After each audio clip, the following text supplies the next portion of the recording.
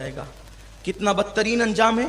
اور دوسرا فعل جو آج نوجوان جس میں مبتلا ہیں وہ ہے اپنے ہاتھ سے اپنی جوانی کو ضائع کر رہے ہیں, اپنے سرمایہ کو ضائع کر رہے ہیں. میں اس سے زیادہ وضاحت نہیں کر سکتا اس لیے کہ بہنیں بھائی چھوٹے بچے سب سنتے ہیں. اب چونکہ حکم ہے تو اس لیے میں یہ عرض کر رہا ہوں, یہ بہت بڑا گناہ ہے. بلکہ جو زنا کرے 10 مرتبہ, جو 10 مرتبہ زنا کرے تو اس کی اتنی طاقت ضائع نہیں ہوتی جسم کی جتنا اپنے ہاتھ سے اپنی جوانی کی طاقت ضائع کرنے پر طاقت ضائع ہوتی. اور جو انسان چند مرتبہ یہ گناہ کرنے کا عادی ہو گیا پھر اب اس کی طبیعت میں کبھی قرار نہیں آئے گا اور وہ اسی راستے سے گٹر میں بہاتا رہے گا اپنی جوانی کو.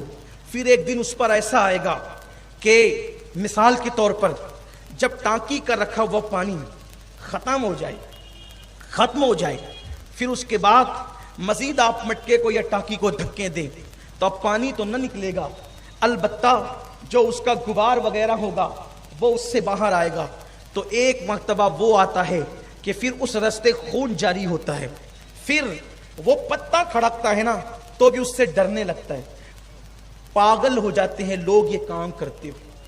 میرے قوم کے جوانوں, ہر طرف سے شیطان تمہیں گھیر رہا ہے. یہ ایک دیوانے کی دیوانگی ہے جو آپ کے سامنے آ کر کے لوگ کیا کہیں گے اس کی پرواہ کیے بغیر ہر گناہ کا ذکر کر رہا ہے. اللہ جانتا ہے صرف نیت یہ ہے کہ کوئی بندہ اس سے توبہ کر لے. پاگل ہونے لڑکے پاگل, آنکھوں کے ارد گرد کالے کالے ہلکے پڑنے لگتے ہیں, آنکھیں سونی سونی ہو جاتی ہے, جوانی لٹ جاتی ہے, مردانگی ختم ہو جاتی ہے, سوچنے کی صلاحیت ختم ہو جاتی ہے, چہرہ پیلا پڑ جاتا ہے, حتیٰ کہ لوگوں کے درمیان بیٹھنا اس کو اچھا نہیں لگتا, چڑچڑا ہو جاتا ہے.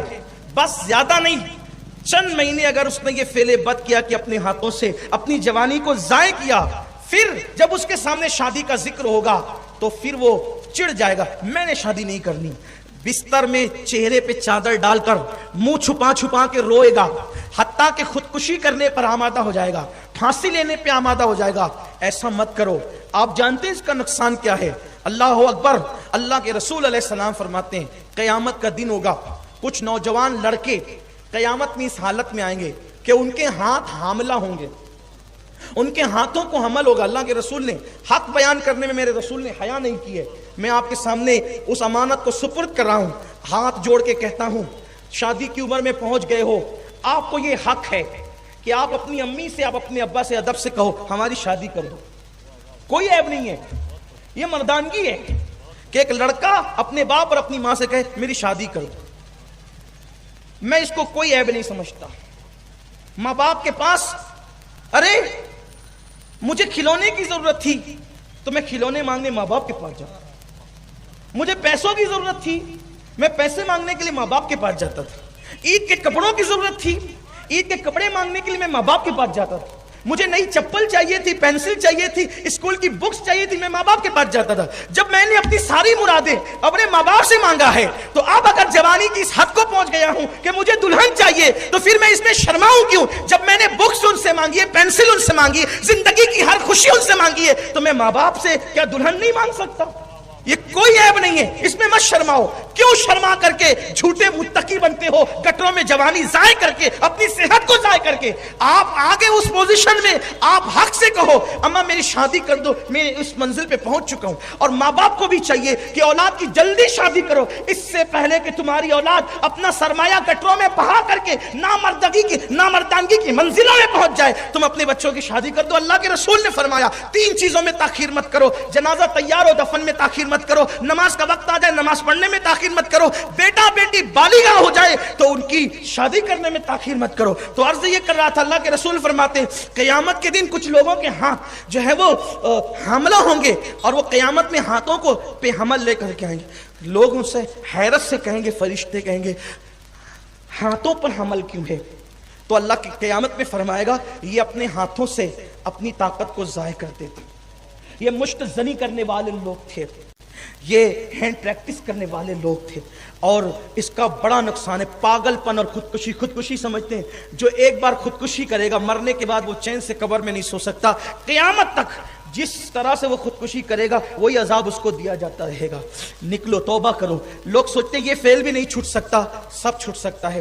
گندی پکچریں دیکھنا چھوڑو، گندی سوچ نکال دو دل و دماغ سے، گندی فلمیں دیکھنا چھوڑ دو، تنہائی چھوڑ دو، ایک خود اعتمادی۔ یاد رکھنا ایک جملہ میرا جو بھائی نشے میں ہو یا اس برے کام میں ہو، اگر اس سے نکلنا چاہتا ہے تو میں اس کو ایک جملہ کہنا چاہتا ہوں، ہزاروں جنگ ہارنے سے اتنا نقصان نہیں ہوتا جتنا ایک مرتبہ ہمت ہارنے سے نقصان ہوتا۔ ہزاروں جنگ ہارنے سے اتنا نقصان نہیں ہوتا جتنا ایک مرتبہ ہمت ہارنے سے نقصان ہوتا ہے۔ اگر آپ اس فعل میں بد میں مبتلا ہیں، اب ہمارے پاس ہے، آپ نشے میں نا، آپ کو کوئی سینے نہیں لگاتا۔ سنی دعوت اسلامی گنہگاروں کو سینے سے لگانے کی تحریک ہے۔ ہم متقیوں کو کم، ہم گنہگاروں کو زیادہ تلاش کرتے ہیں۔ اس کی وجہ یہ ہے کہ اللہ کے رسول کے یہاں سب کو سینے لگایا جاتا تھا، جہاں کسی کی کوئی جہاں نہیں چلتا تھا وہ مصطفیٰ جان رحمت کے یہاں چلتا تھا۔ کسی نے کہا ہے وہی سنتے ہیں بولیاں سمجھ وہ سب کی، وہ سمجھتے ہیں وہی بھرتے ہیں جھولیاں سب کی، وہ سمجھتے ہیں بولیاں سب کی۔ آؤ آؤ آؤ بازار مصطفیٰ کو چلے، ہم جیسے کھوٹے سکے وہیں پہ چلتے ہیں، کھوٹے سکے وہاں چلتے ہیں۔ تو یاد رکھیں ہمیں یہ درس دیا گیا ہے کہ گناہ سے نفرت کرو، گنہگار سے نفرت مت کرو۔ تحدیث نعمت کے لیے کہتا ہوں اللہ کا فضل ہے، درجنوں جوان ایسے شہر بھر کے کیا بلکہ میں جہاں جہاں دورے پہ گیا کئی جوان مجھے ایسے ملے، آ کر کے آنسو بہایا، میں نے ان کے سر پہ ہاتھ رکھ کر کے کہا توبہ کر لے، انشاءاللہ سچی توبہ کر، توبہ کی برکت سے خدا تجھے صحت دے گا۔ کئی جوان الحمدللہ انہوں نے توبہ کی اور فعل بد سے نکلے اور خود اعتمادی کے ساتھ آج وہ اپنی زندگی کو گزار رہے ہیں۔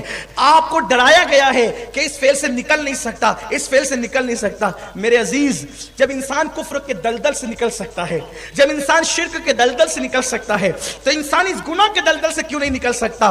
آئیے دامن رسالت کو تھام لیجئے، آئیے اولیاء اللہ کے دامن کو تھام لیجئے، آئیے سوچ و فکر کی تطہیر کر لیجئے، اپنے دماغ کو پاکیزہ کر لیجئے، انشاءاللہ آپ ہر گناہ سے نکل سکتے ہیں۔ اور یاد رکھنا سچی توبہ کی برکت یہ ہے کہ جو سچی توبہ کر لے اس کا ہاتھ کوئی تھامے نہ تھامے، قدرت کی رحمت اس کا ہاتھ تھام لیا کرتی ہے، اور جس کا ہاتھ قدرت تھام لیتی ہے پھر اسے کسی سہارے کی ضرورت نہیں رہ جاتی۔